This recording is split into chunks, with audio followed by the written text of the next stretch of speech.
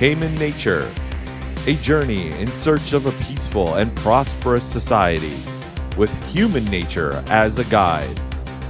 Led by your host, Adam Heyman. Hello and welcome to Human Nature.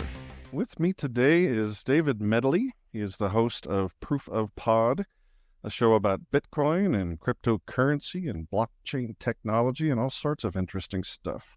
Welcome to Human Nature, David. How are you? Hey, Adam. Boy, have I got an NFT for you to invest in. Yeah, I knew it. Just one? Only one?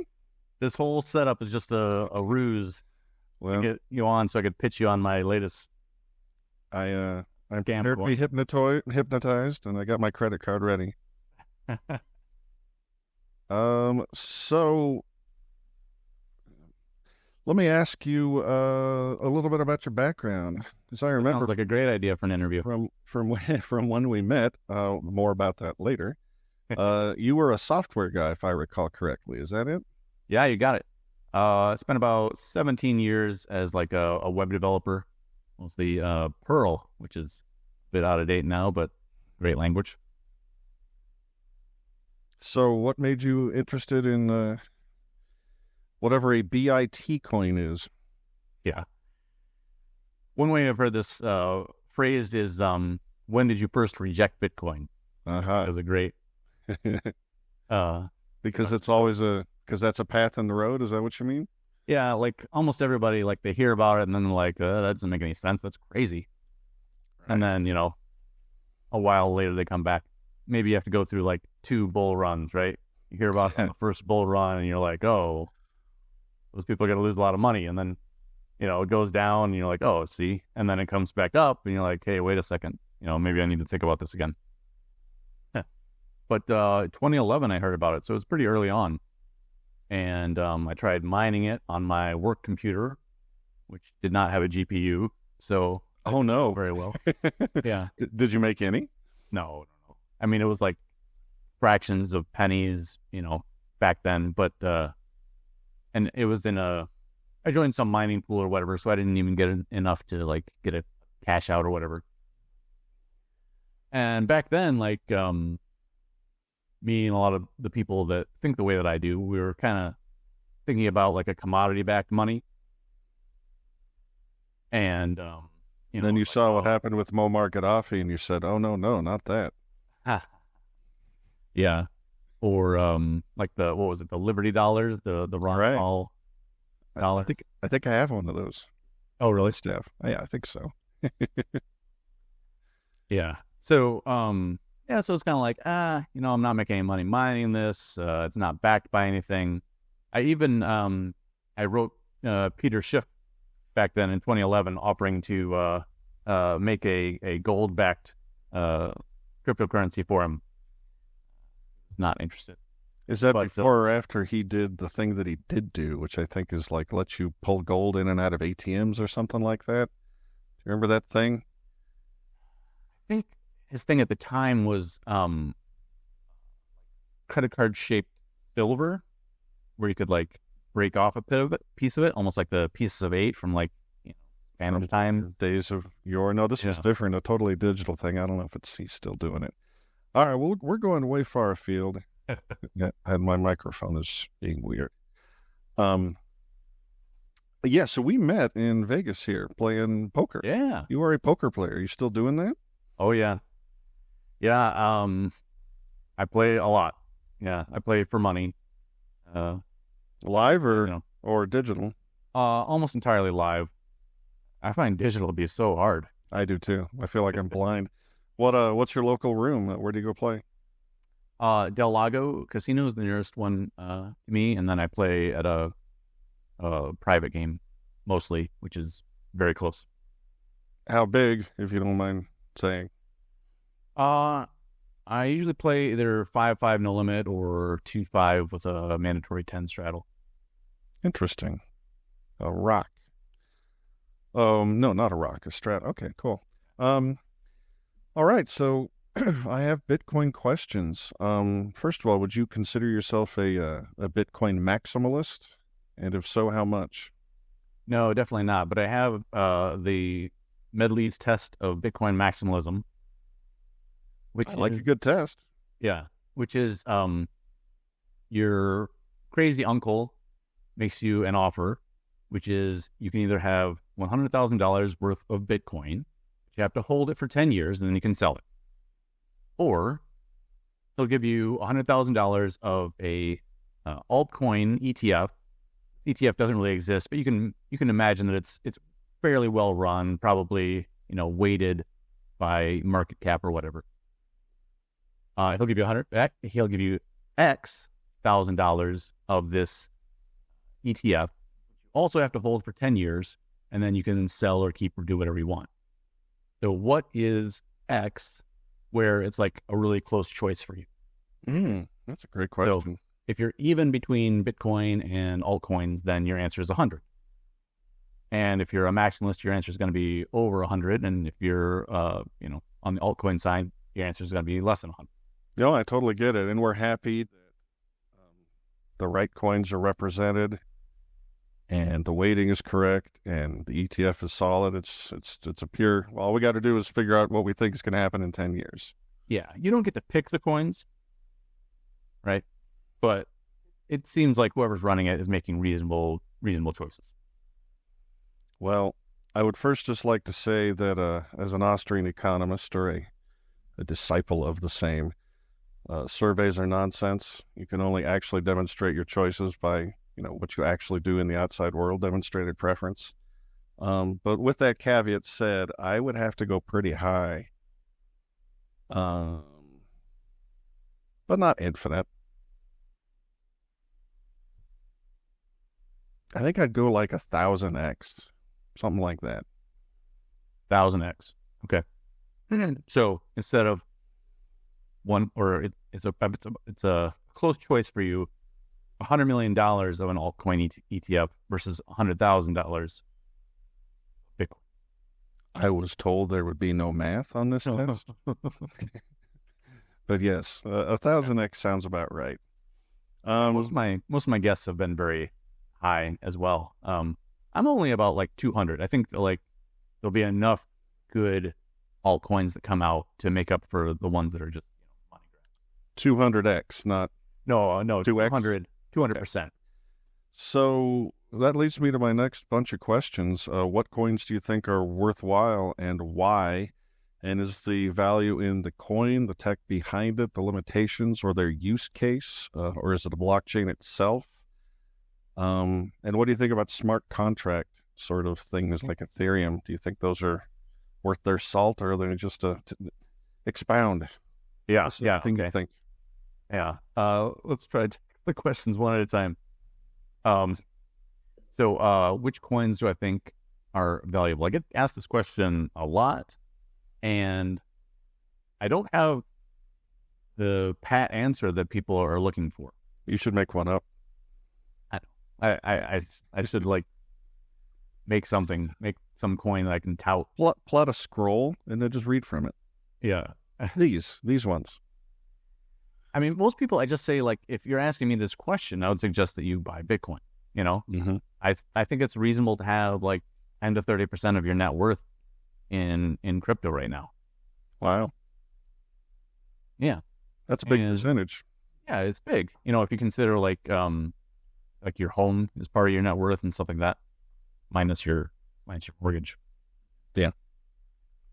And I think stocks and all that kind of stuff are great because, a stock is a slice of ownership in a company that's doing something. People will say, oh, there's so many, zombie companies out there and blah, blah, blah. Yeah, I know. But, I think real estate, anything, there's gold even, there's a lot of things you can invest in. And to me, I think, 10 to 30%, depending on your interest in the space, is very reasonable. So I'd start with Bitcoin, especially if somebody who doesn't know anything. And I would add, coins that you have looked into and, feel good about. I would never suggest buy this coin because it's going up. To me, the least sophisticated people that I talk to follow that kind of strategy. You're talking against like day trader mentality, that sort of thing. Yeah. I mean, certainly there's plenty of people who know what they're doing in day trading and can make money, and that's great. But the least sophisticated people that I know think like, oh, I'm going to buy every coin that goes up 300%. Well, it's already going up 300%. You know, like maybe it'll go up more, maybe it'll go right back down.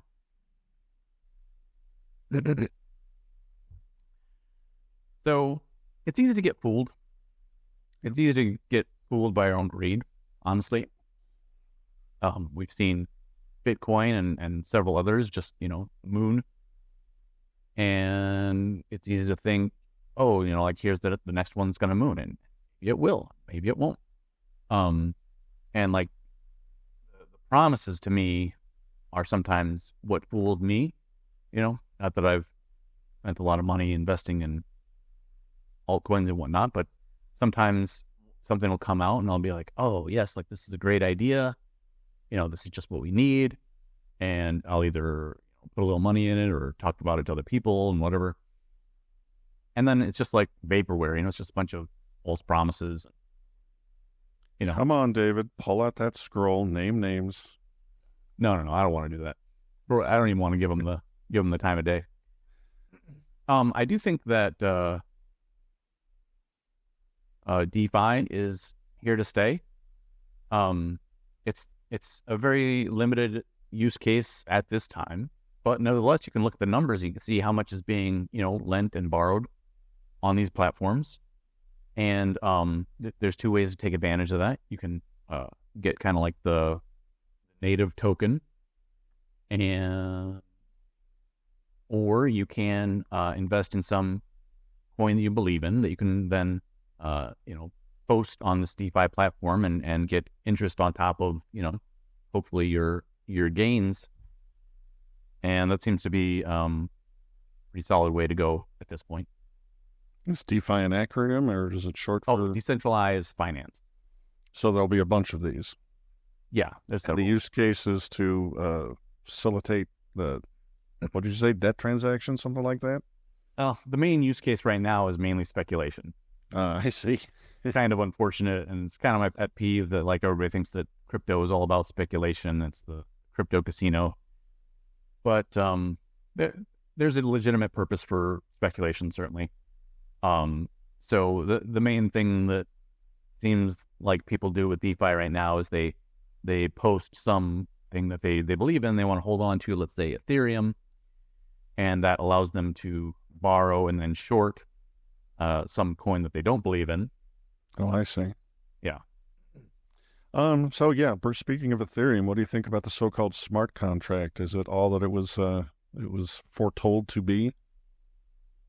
I think it's great. I mean, I think smart contracts have a lot of applications. I think I've drawn up some ideas about how I would create like a decentralized poker platform, and smart contracts could be a big part of that. When we're talking about like how bad online poker is. Yeah.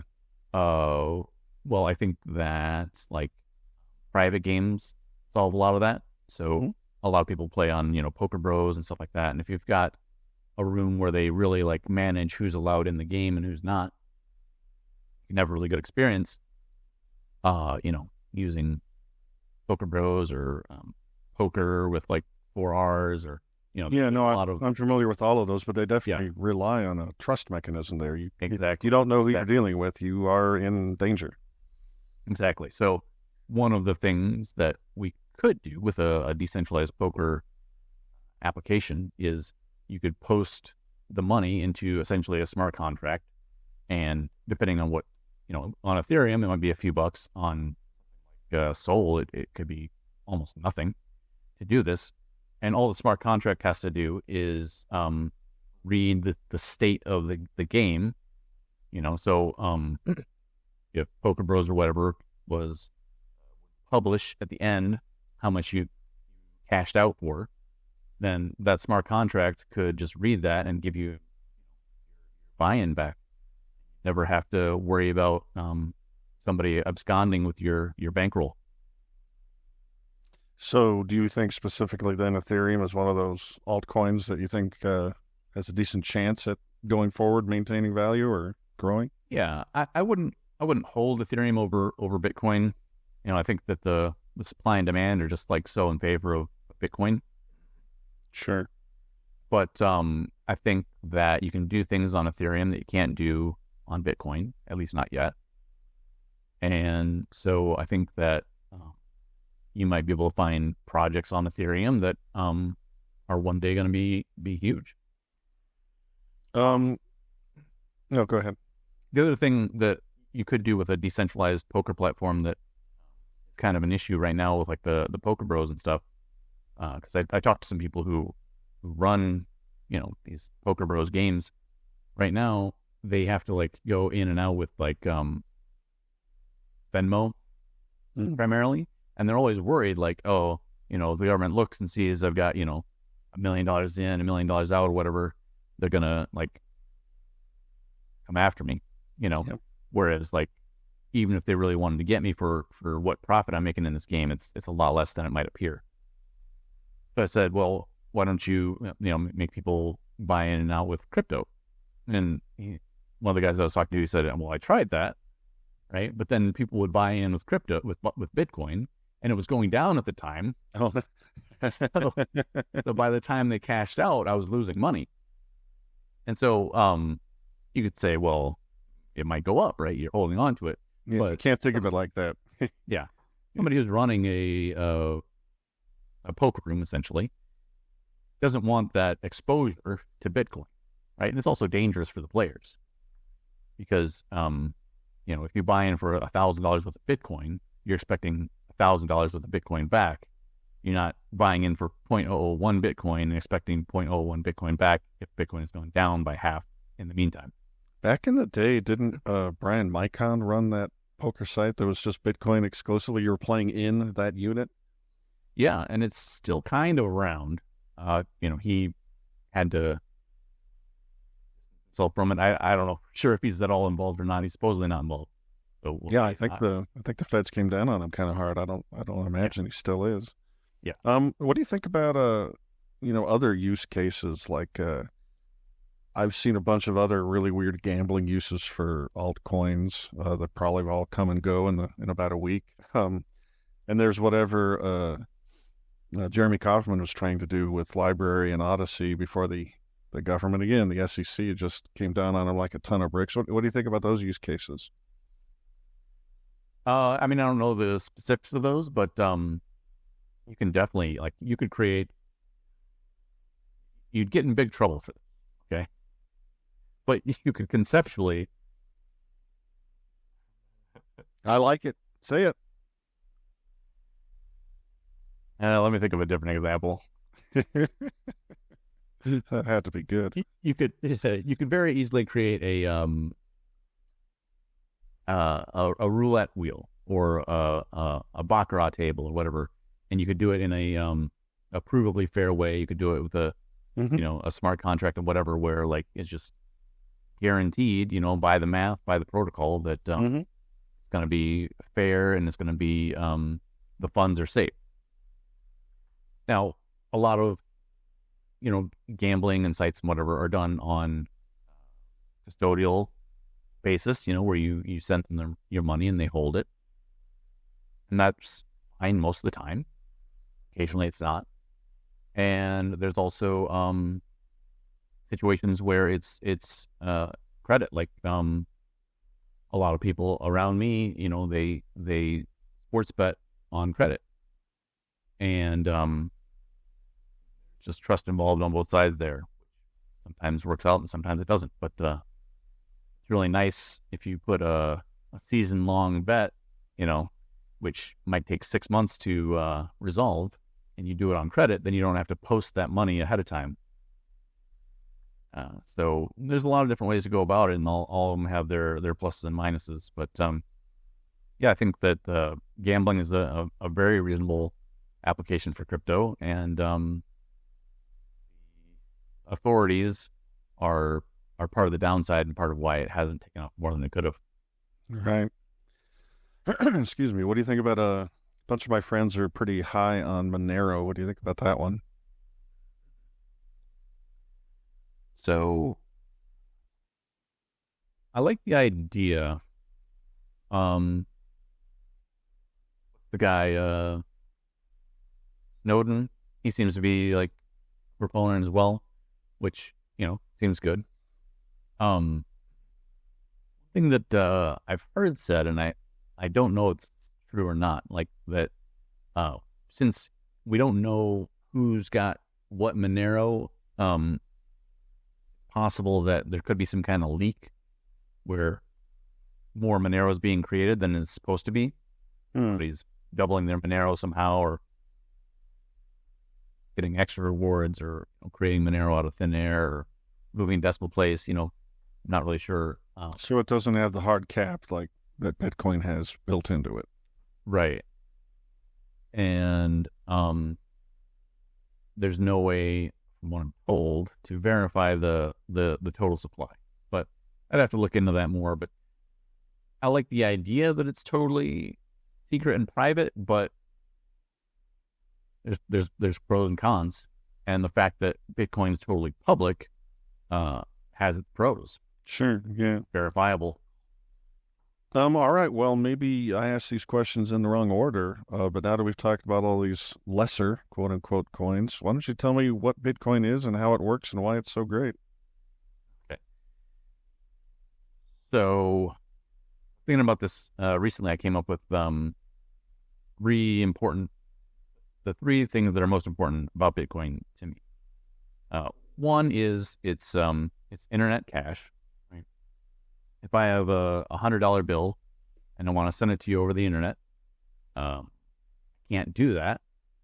The main reason why is because I could send that same $100 bill to everybody else. Right?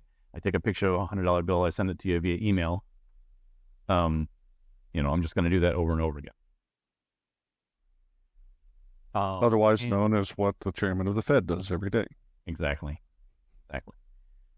So there are lots of, since Bitcoin was created in 2009, there have been really advancements in online payments.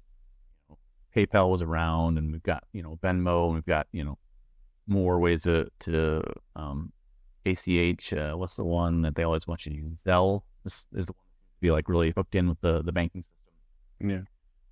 So if I want to send you $100 now, I can use any of those systems, and they work great, and there's nothing really wrong with them.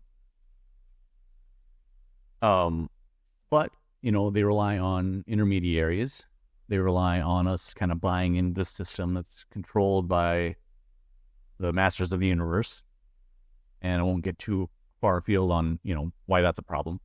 But what if we wanted a system where it wasn't controlled by a central authority, where I could send you $100 and no bank has to be involved, government doesn't have to be involved. Well, Bitcoin is the first solution to this problem. So, and it's when I send you $100 in Bitcoin, it's guaranteed that I no longer have $100 and you do. So that's the first thing, is it's like internet cash. The second thing is that it is distributed.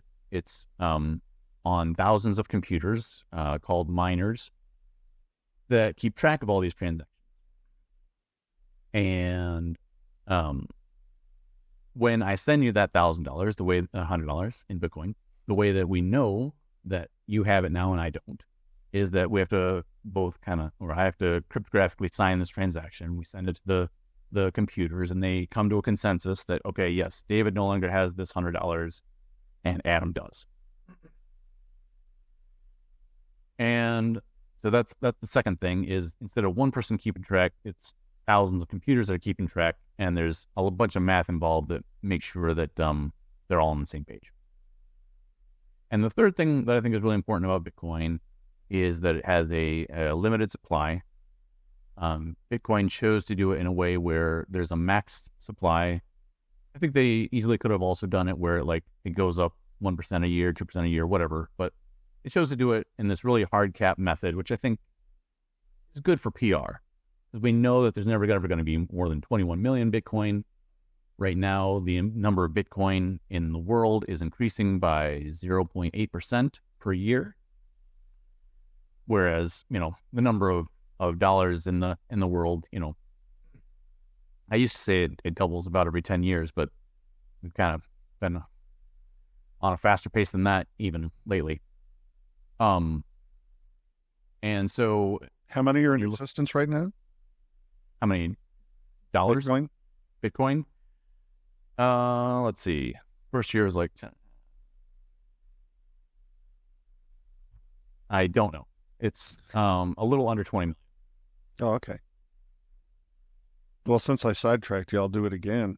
Do you have an intuition as to how many of those are just irretrievably lost forever because the keys just disappeared? This says 19.8 million Bitcoin. Oh, okay.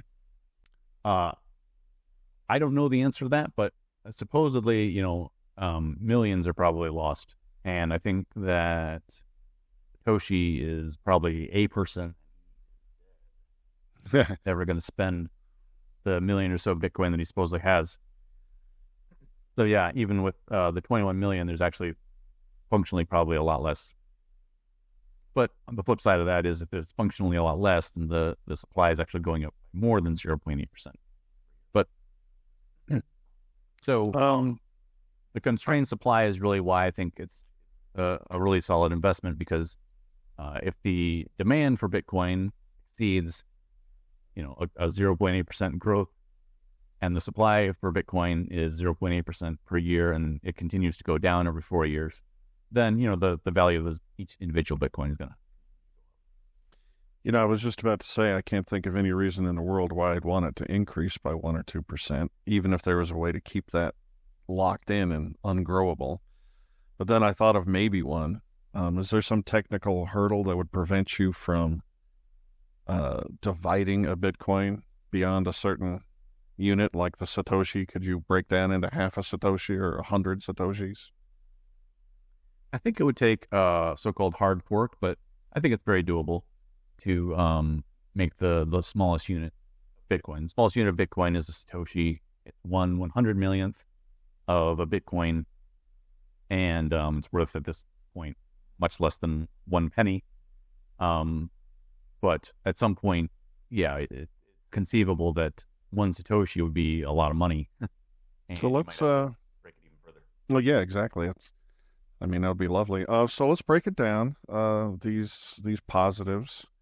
It's decentralized. It neither relies on the fiat dollar, which is decreasing in value second by second. You can almost hear it happening as we sit here. Yeah. Perhaps even more important, you bypass the gatekeepers that, as the Canadian truckers learned when they tried to protest COVID, they can just debank you at any time. Yeah. For any reason. They're learning that in Europe too. Some of us here in America have learned that. It's lovely decentralized. I like the fact that it's on a blockchain. I like the fact that it's verified, not anonymously exactly, but by disinterested parties. So I kind of love everything about it, except that it's an open source thing, and I don't know why it has any value except for the fact that it was the first mover. So, I was like you. I got real interested, and I got disinterested, and I've read Peter Schiff. When did you first reject Bitcoin? I've probably done it twice. I heard about it super early, probably 2011. And I don't think I was ever interested in buying it then, just because I had no idea how. And then a little bit later, I had my finger on the mouse over the buy button. I was going to buy 4 of them at roughly $500 a piece. And that was real close to after when that Mt. Gox hack happened. Yeah. So I'm like, well, I don't understand wallets. I don't trust this. So I didn't hit the button. And so I guess twice. And now I'm like super interested, and I have a teeny tiny bit, but I'm not into it like people like you are. But I'm very interested in it. Money, I might be jumping the gun here subject wise, but money's value is subjective. A good working definition of money is just a commonly accepted medium of exchange, which gives it all its other attributes, like a store of value and all those other good things. And Bitcoin, satisfies the technical characteristics you want for money. It's divisible almost infinitely. It's non-perishable. It's easily transmitted. All the things that you'd list in a basic economics book as to what money is supposed to be. It's all of those things. And humans have used all sorts of things: seashells, tobacco leaves, cigarettes. I think there was one tribe in Micronesia that used a giant stone that was particularly rare, and they just wrote on it. Yeah. If we're thinking of the same thing, they have like 5 of them in the middle of the island. Something like that, yeah. And they're like, don't exist anywhere. Just to own one of them. Exactly. So, like, my intuition is closer to Peter Schiff that that money has to have a commodity value. That is how it originated anyway, if Menger and Mises are right, and I think they are. And even though the actual value of the medium of exchange is going to be vast multiples of its use. Mm-hmm. Gold is much more valuable as, money than it is as, its usefulness in electronics, or if you still use it in dentistry or whatever. So as long as the human psychology, as long as we believe it has value, it has value. So maybe I shouldn't worry that Bitcoin, like anybody could start their own Schmidt coin tomorrow, right? The code is open source. You just need to find enough users and nodes and miners. And so I don't know. I'm optimistic about it. On the other hand, I don't understand, and I'm, a little trepidatious. Yeah. Trying to think of the name of this book that I was reading, which eyes about cowrie shells as money. Yeah. Fortunately, I can't quite come up with it, but it just goes to show you could use anything. A rare rock. It's gone through forks in the past and probably will again, especially if they have to chop the Satoshi in half, like we all hope they do. So what do you think about the various forks? Bitcoin Cash doesn't seem to have done very well. So let me ask you that first. What do you think about that? Yeah. Why does Bitcoin have money or have value, right? Let's try to tackle that. So the simplest list of the uses of money, I think, is medium of exchange, store of value, and unit of account, right? Mm-hmm. There's some other ways to break it down, but I think that's the best list, or the most simplest list. I think those are all 3 different ways of saying basically the same thing. Like having the one implies the other.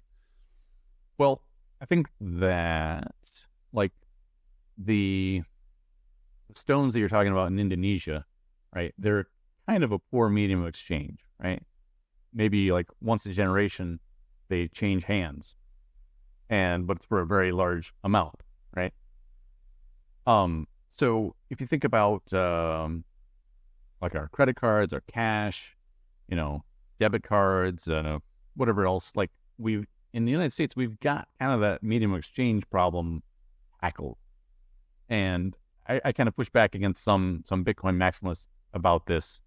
I feel like they're coming over to my side over the years, but it used to be one day we're going to be able to buy a cup of coffee in Bombay, India, and then we'll know that Bitcoin has arrived. Well, that's never going to happen. Bitcoin, you're never going to buy a cup of coffee with straight up Bitcoin. Now, you do it with Lightning Network or whatever, but same thing for gold, right? Gold is not a good medium of exchange for buying everyday things. Even if we had, a gold standard or whatever, nobody was carrying around gold coins to buy groceries. Silver, on the other hand, might be a good medium of exchange for small things.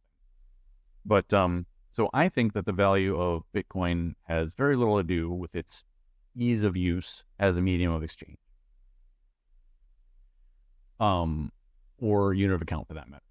But I think that Bitcoin is our greatest invention for solving the problem of central banks and 0% interest rates and unlimited printing, this just supply explosion.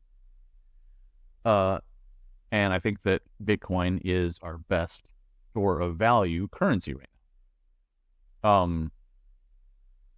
And I think you could compare it to gold, which is a great store of value, but again, not good for a medium of exchange.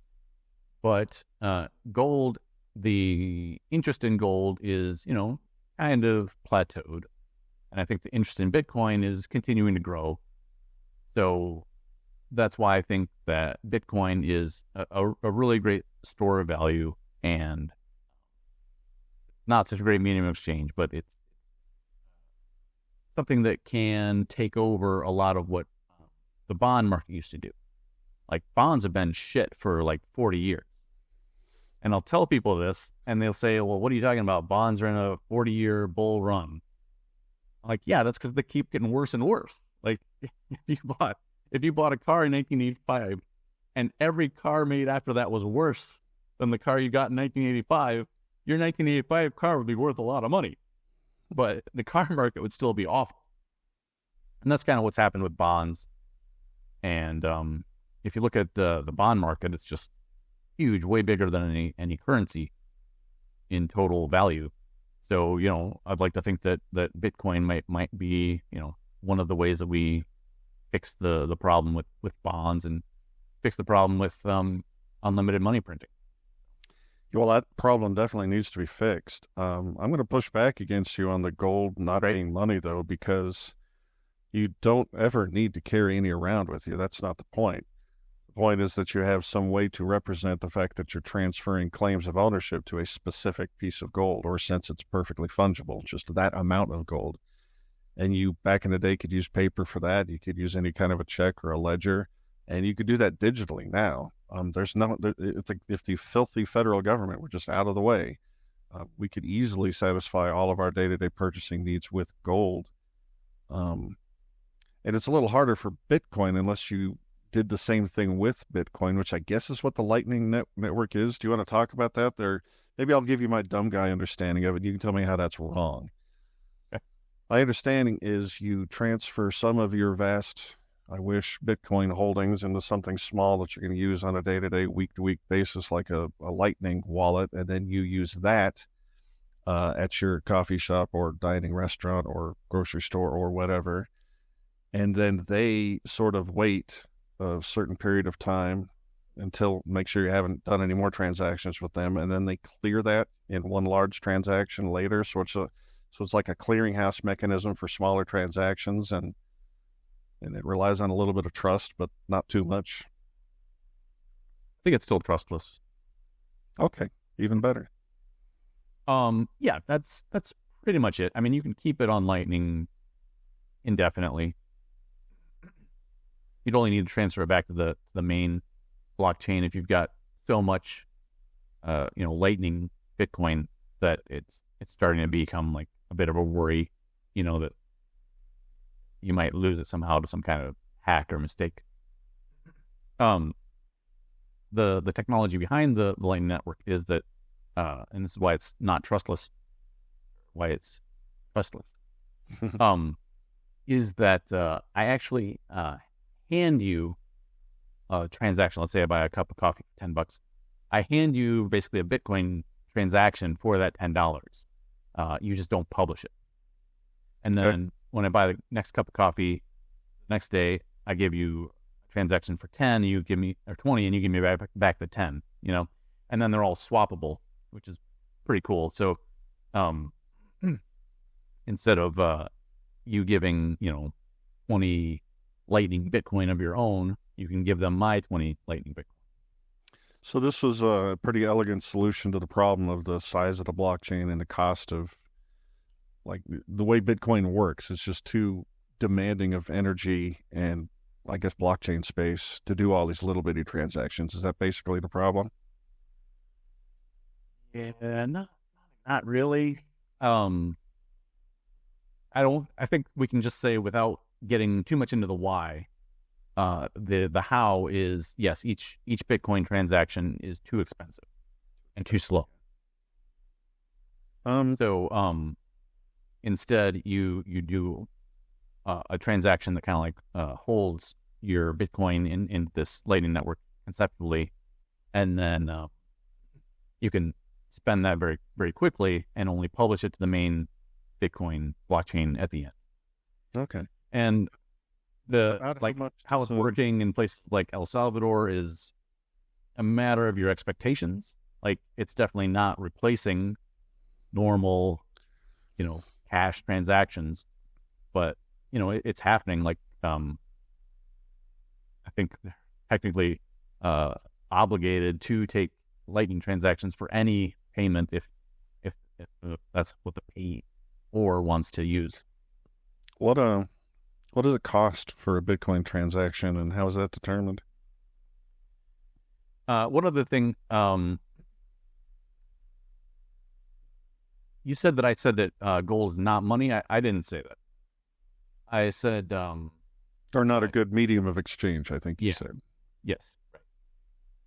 And you can break gold down into tiny bits electronically, or like Utah, they like put a little bit into like dollar bills. I have one called a goldback. Yeah. And that's all very cool. And like we say, Bitcoin, you can do similar, with Lightning or, whatever else. But I just mean like, the physical metal gold is not great for average everyday transactions. Oh, no, sure. Absolutely. It's just, I don't think that's an impediment, because we have all these other tools that transfer ownership, which is all that really matters. Like in a caveman style, the way we transfer ownership is I take it out of my stupid hand and hand it to your stupid hand. But now we got all this tech, and we got other ways to transfer ownership that aren't so rudimentary. Right.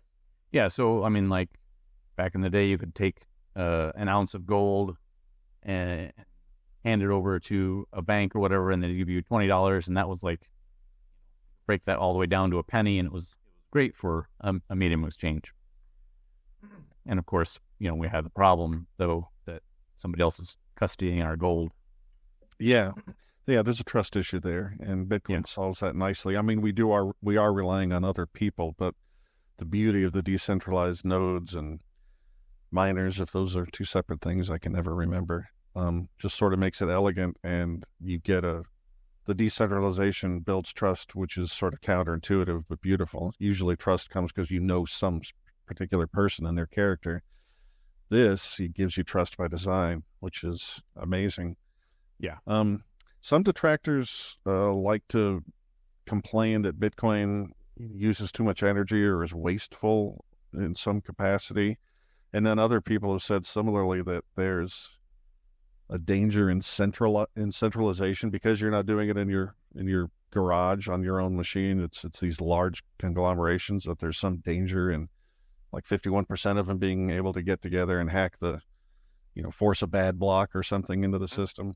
What do you think about those twin problems, and should we worry about them? So I just looked up real quick the cost of the average Bitcoin transaction. This says it's about 70 cents right now. Last 3 months, been as high as about $2. So maybe around $1. And that's regardless of the size of the transaction, right? That's pretty great. Yeah, it can be.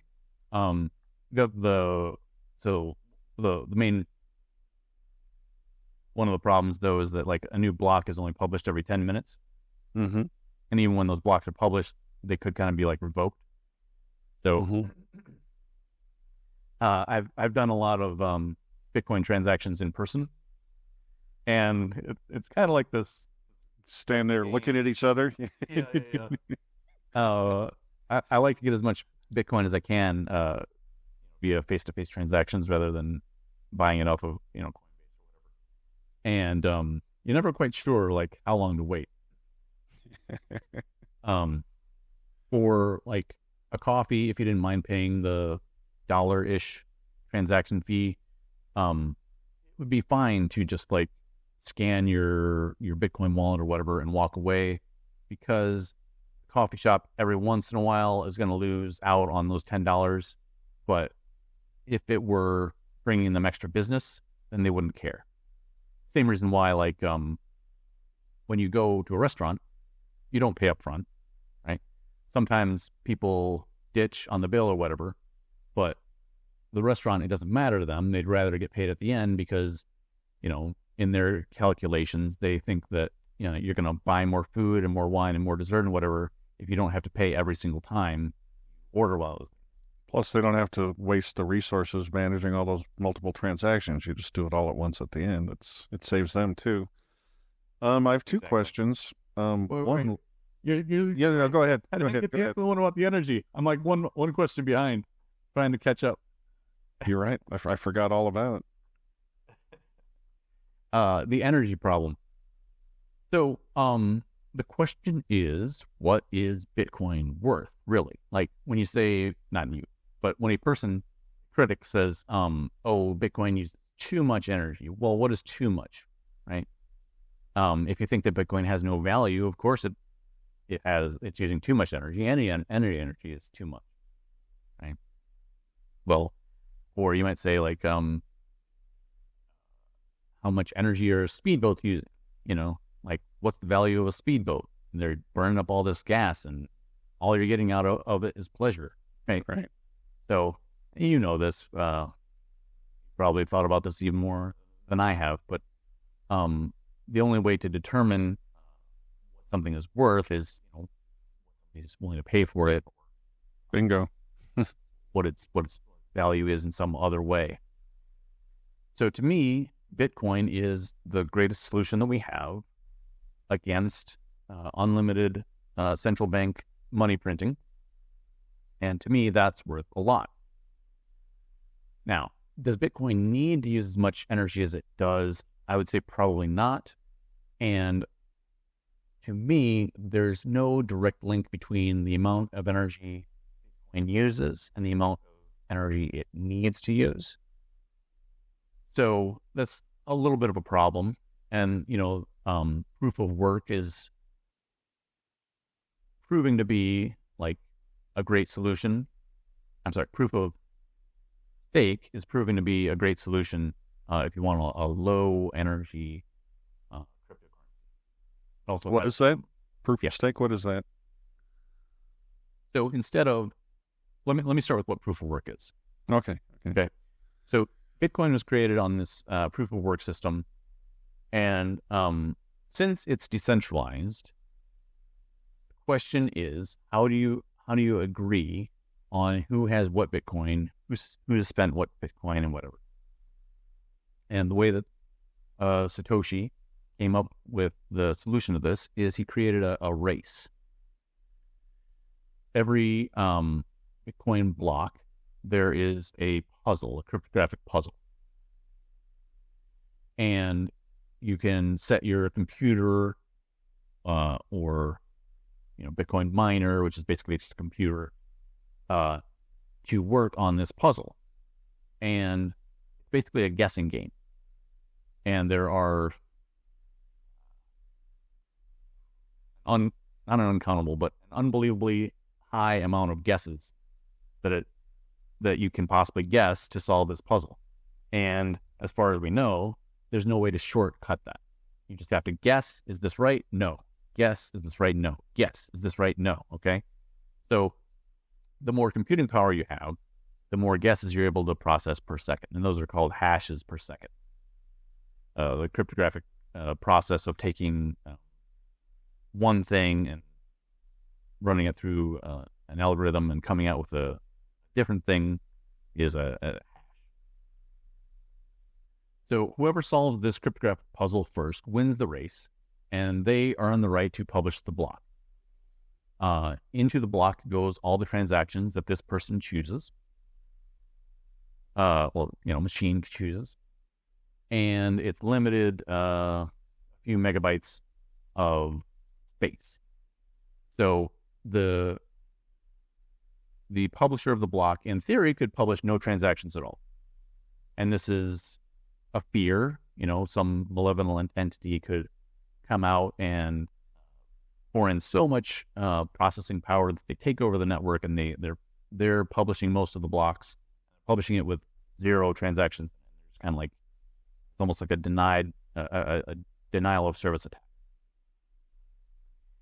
But what the publisher of the block cannot do is publish false transactions, which is really amazing and something that most people don't understand, because they might hear about, 51% attack, there's going to be these quantum computers, maybe the government or whatever, or the mafia could get together like a ton of computers and take over the Bitcoin network.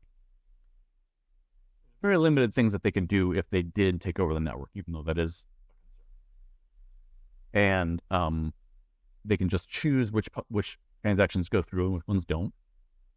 And that could mean they could choose 0 transactions. But nevertheless, some good actors are going to get it. They're going to be able to publish some blocks. And they're going to publish the transactions with the highest fee. So I went down a little bit the security aspect. But the security aspect is the reason why a lot of people believe that the Bitcoin network needs to burn a lot of energy, needs to burn a lot of computing power. Because if some 16-year-old kid on his, father's home office computer could jump on and, take over the Bitcoin network with that much computing power and that much electricity, he'd instead of publishing transactions, he'd publish a GIF of the grinning frog or whatever,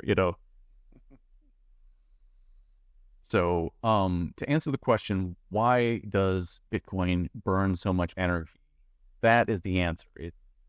It burns so much energy for one, because it's worth that much energy, and for two, because it increases the cost of a malicious actor taking over the Bitcoin network or interrupting the Bitcoin network.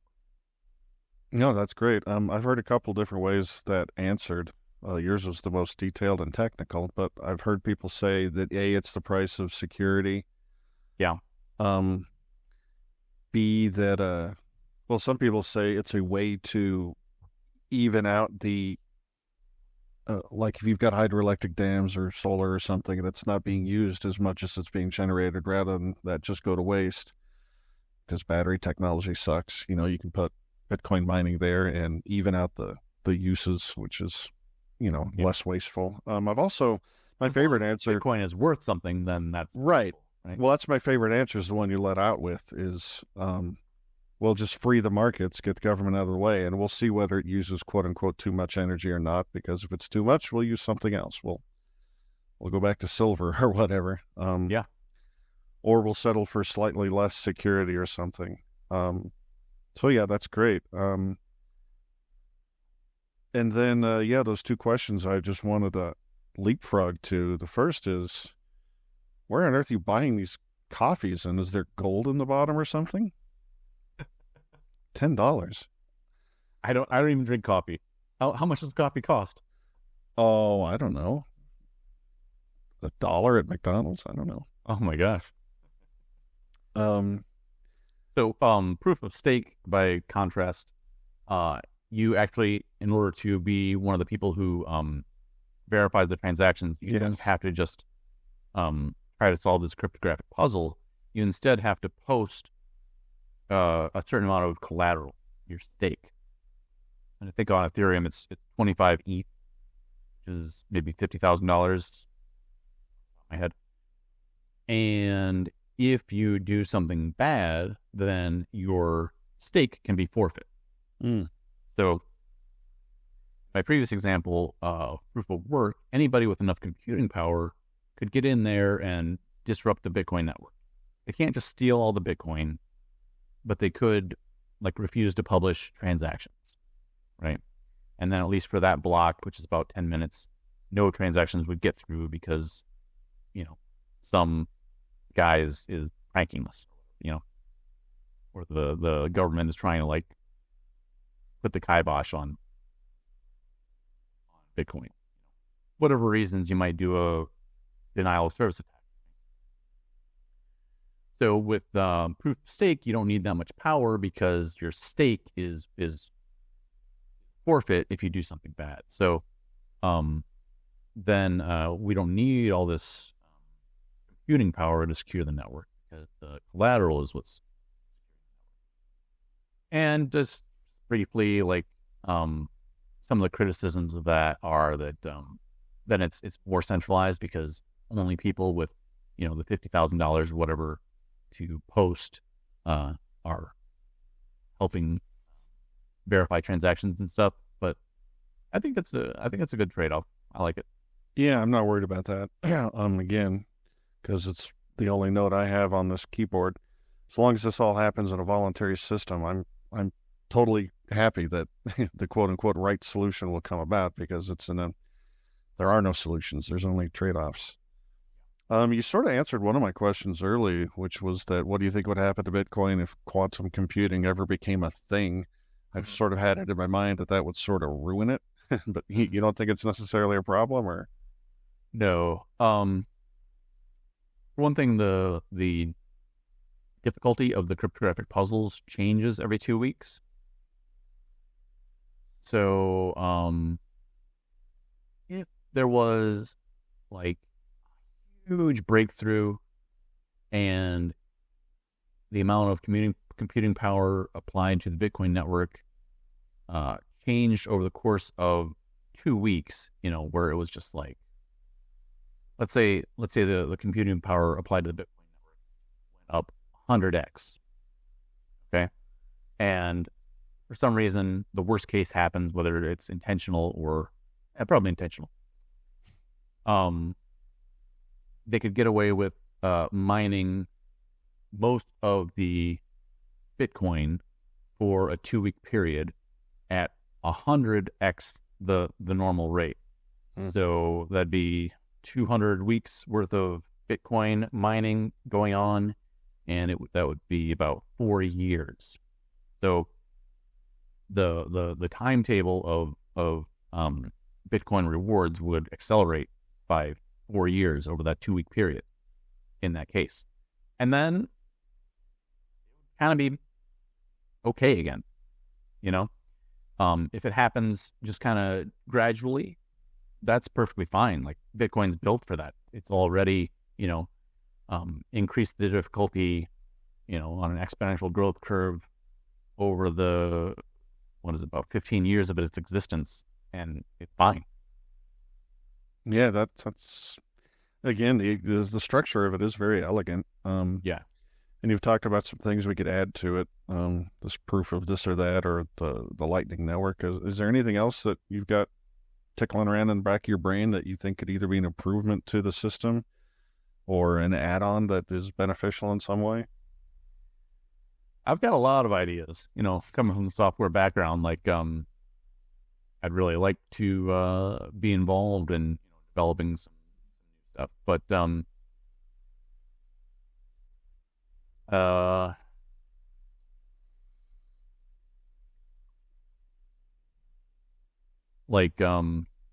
think that there's certainly a place for a decentralized poker network. Heck yeah. All right. There's this kind of has a better reputation now, but I think that an algorithmic stablecoin is very viable if done right. What's that defined as? So a stablecoin is something that tries to peg itself to the dollar. And to date, the most successful stablecoin, I believe still, at least this was true, at least recently, is something called Tether. Basically, how it happens is you give Tether X dollars, they give you X Tether back.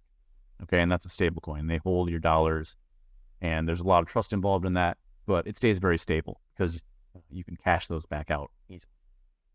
And do you do that just for the purpose of facilitating exchange in some weird use case? It's shocking to me, like how big a market this is.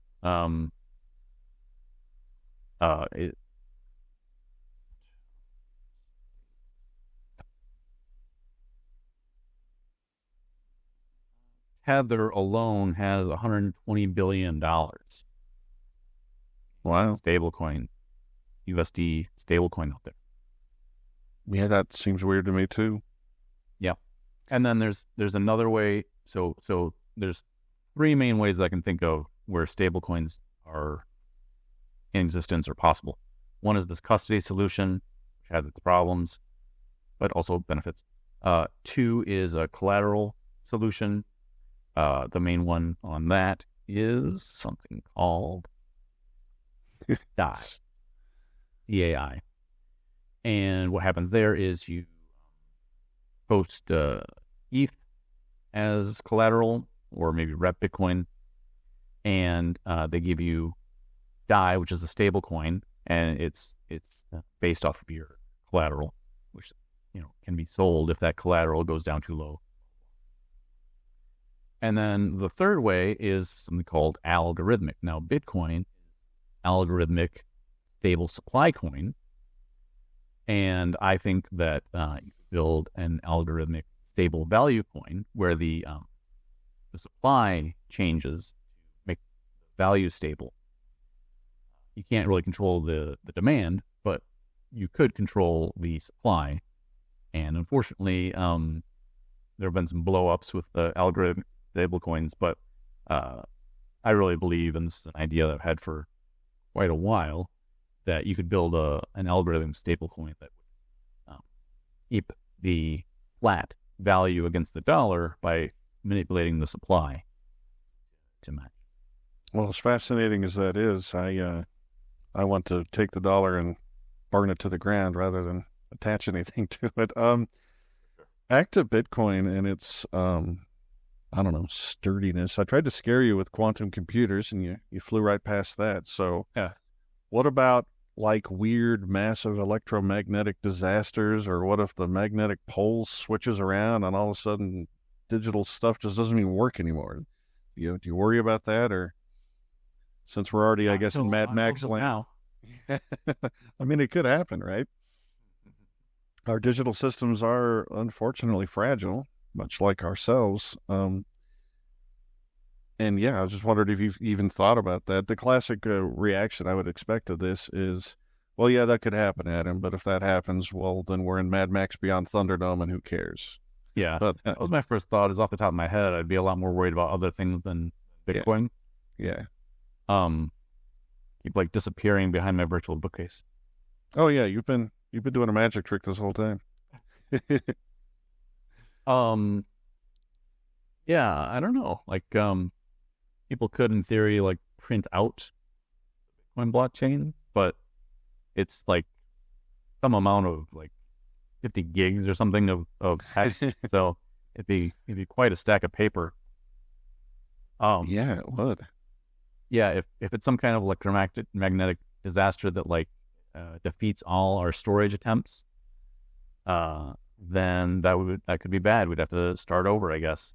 The Tyler Durden scenario, blowing up all the yeah. If it's some kind of electromagnetic effect that just like persists and we can't do electricity like we used to, then yeah, I think Bitcoin is over. Yeah, well, that's okay. There's risk to everything. I was just curious about your thoughts. One of the things I like about, Bitcoin is frustrating. Just as the way I would envision, a free market in currency. It's great. I can imagine it. It's wonderful. But we've got this filthy government in the way that tries to block our access to use it. They could just come down like a ton of bricks and take our fingernails out for our keys and whatever. Sure. So, like, how do we get around the 800-pound gorilla, which is the government? And I think there's two answers, and I'm wondering which way you lean. One is, war in the fields, blood in the streets, civil war, kill the thing dead. That's not so good. And then the other one is that as it descends into decay, as all empires do, it just becomes feckless and weak and cannot exert control anymore. Like Obama didn't want California to legalize weed, but it did anyway. All sorts of other things like that going on, the decentralization, nullification, secession sort of movement.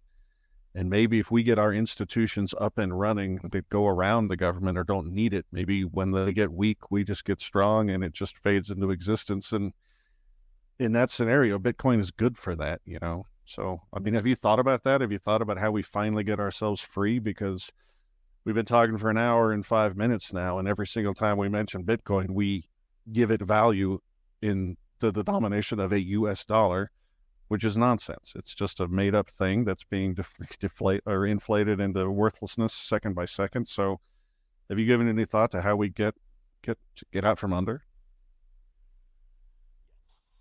Okay, so tackle the last part first. Dollar is actually a very good unit of account. Oh no! That's why everything is denominated in dollars. At least for now, because it's so dominant and pervasive, ubiquitous, so on. And while I think that you're a fool if you hold any more dollars than you have to long term, again, even like bonds, with a few percent interest, whatever, I think is foolish. Dollar is satisfying a couple of the uses of money pretty well. Now, as far as like getting free, let me start with the Bitcoin part first, and then I'll go to my broader thoughts. The Bitcoin part is that Bitcoin can't free us all by itself, right? I've said several times, I think it's our best solution for the problem of unlimited supply explosion from fiat currencies. And as far as the people who use Bitcoin and save in Bitcoin, we're already solving that problem to a large extent as far as our savings go. So Bitcoin can only be responsible for so much. Also, to the extent that Bitcoin or any other cryptocurrency is private, Bitcoin is technically pseudonymous. I try to get all the Bitcoin I can private way, like I was kind of talking about. I buy it from people at the poker table and other places, cash, so that there's no name associated with those transactions. It can't stop the government from grabbing my body and, like I said, kind of like torturing me until I give up my keys. It wouldn't take much. Me either.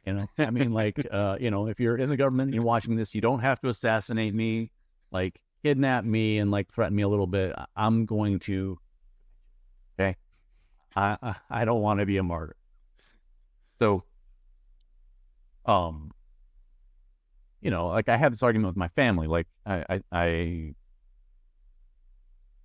gotten most of them on Signal, but not all. And so, like, we can't use Signal because there are a few people who don't want to use Signal.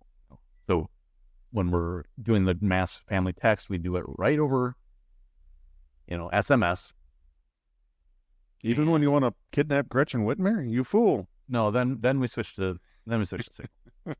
And they'll say things like, well, like, you can't stop the government from like hacking your phone or whatever, and and I'm like, yes, that's true, but like, you're just making it so easy for them. Making it so easy when you just use SMS. So when we use encrypted communications like Signal, it's making it a little bit harder. And there's only so many of them. They have limited resources, and there's so many of us. Yeah, and the more that you make it a little bit harder for them to spy on you, steal from you, tax you, regulate you. Yeah, I totally agree. I think it's foolish to think that you can make yourself private, but it's also foolish to not at least to try and introduce friction into the system. Yeah. Because as you say, their resources, their labor force is limited. We are vast. We are many. As long as you're not out there being Alex Jones or whatever, you're probably not going to get targeted. So, even though they could read any of your messages at any time, probably, that doesn't mean you should go out in front of the NSA and yell your secrets to them. Yeah. Add friction. I mean, if you were transporting a trunk load of illegal drugs, let's not look into the moral, whether it's moral or not, right? But if you were doing that, you would make sure that like your taillights are working and all that kind of stuff, So, you just, I have some savings in Bitcoin, and the government doesn't know how much or which addresses it is, but I'm on the internet talking about Bitcoin all the time, so they could kidnap me, and I mean, most people wouldn't call it kidnap; they would call it arresting, But and they could get Bitcoin out of me, no problem. But they'd have to go to that length, and they generally don't want to. They'd rather just be able to, I mean, I've had a lot of problems where, just for one example, okay, I used to have a business where I had myself and 3 employees, and we had to do the payroll taxes and all that kind of stuff. And the payroll taxes were very low. I mean, like, I'm a small operator. And one time we filed 2 quarters, and we made a mistake. We filed like the same quarter twice. Okay. And so for the quarter that we didn't file, they just said, "Oh, you didn't file. We're going to guess at how much you owe us." And it was an astronomical number. And, they just take everything that you have, and they charge you for the privilege of them confiscating all your money. Yeah. And I've had a lot of problems, honestly, along these lines. Like, if the government thinks you owe them money, you're screwed. Like, there's very little you can do. And with Bitcoin, like, they have to go a few extra steps. They don't just have to tap some keys on a keyboard. They would have to, like you say, like arrest me, kidnap me, file charges against me. And it's a big step that they most of the time are not going to do. Yeah, the IRS is from hell.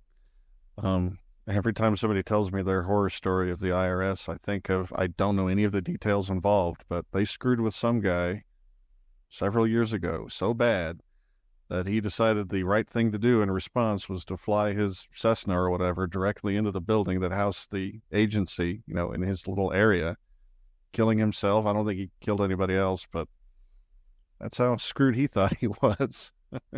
Yeah. Well, I've kept you well over time, David. Thank you very much for your let me just go ahead real quickly on the really broad idea of like how we get.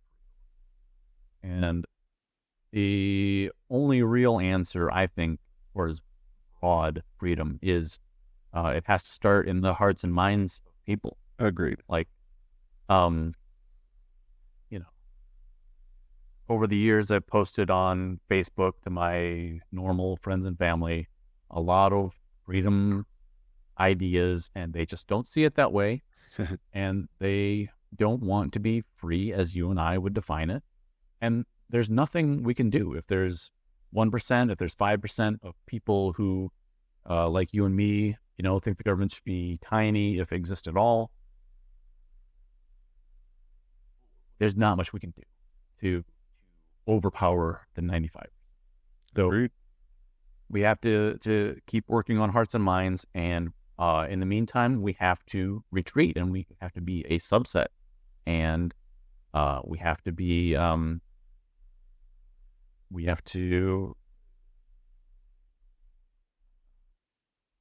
I agree with all of that. Morally, like, not comply. Yeah, totally. And embrace voluntarism. And as we're trying to persuade people to want freedom, I also think it's a really good idea to, like, libertarians used to be universalists. They try and set the whole world free. I mean, I think that was in their literature, and I think that's also totally wrong. We should try to convince people that they should want that, but rather than trying to proliferate it across the whole world, libertarianism, it's even better because, like you said, most people just don't want it. They don't want the responsibility that comes with freedom. They'd rather be content little pets or whatever, not seeing the danger. And so maybe as the evils of government become more obvious, we can argue for decentralization politically, and maybe they'll let us just fade away and not, we're those crazy anarchists out there doing our own thing. Maybe they just don't feel like they need to conquer us. Maybe that'll be good enough. Yeah. And one thing that I feel like I have to add to the conversation is that we often say that, like, we need some austerity, we need some pain short term to get to the long term. I disagree. Okay, I think that, like, like Margaret Thatcher in Britain in the 80s, I don't think they went through pain. I think they had benefits immediately. Like when the government is taxing us, they're taking that money out of the economy. It's not pain to stop those taxes.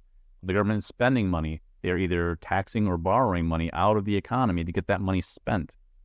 So cutting back on government spending, in my opinion, is not pain. It's an immediate benefit. Certainly, you could imagine like the federal government appears overnight, and there's a lot of pain involved in that, right? But if you make it a fair race where it's like it's decreasing at a rapid but reasonable rate, like there's no pain. It's like instant benefit. It's not austerity. It's not problems. It's not we have to suffer. And we're not borrowing from our grandkids. That's not possible. That's I agree. And dude, borrowing from the present. Dude, I think you're exactly right. I honestly think when so-called conservatives talk about the importance of austerity, I look at them like controlled opposition. Yeah. You're not looking at, are you trying to make this thing lose? No, we all get richer when we quit getting stolen from and having all this money just flung into cronies' pockets. Are you crazy? These are the people that are trying to defend us from progressive boondoggles by claiming, oh, no, it will be austere. You'll be cutting off your leg, but trust me, we have to. Yeah, I don't believe them at all. And I think you're right. I don't think we should sell it like that. That's nuts. The whole idea of borrowing from our grandkids is, it sounds plausible, but if you really think about it, it's just not impossible. Like, can I borrow from my grandkids? Yeah, I think an accountant would have trouble with that phrasing. For people who are just enchanted by everything you've had to share, where would you like me to direct people? Yeah, so the main place would be YouTube right now. youtube.com/@proofofpod. I also have a link tree, so it's link.ed, I think, /proofofpod. And hopefully, YouTube doesn't ban me or whatever, because I've kind of built my brand on their backs for now, at least. Yeah, so those are probably the two places I'd start. youtube.com/@proofofpod. That's PROOF, like proof of work or proof of stake or proof of life or proof of God or anything like that. OF and POD, like a podcast, but not Proof of Podcast. That's a different show. It's Proof of Pod, and you'll see this gorgeous face and beard all over it. All right. Well, I will definitely put those links in the video description. Thank you so much, David, for your time. It's good to see you again. Thanks, Al. Thanks for the questions. Good to see you. And thank you, ladies and gentlemen, for experiencing human nature. We'll see you next time.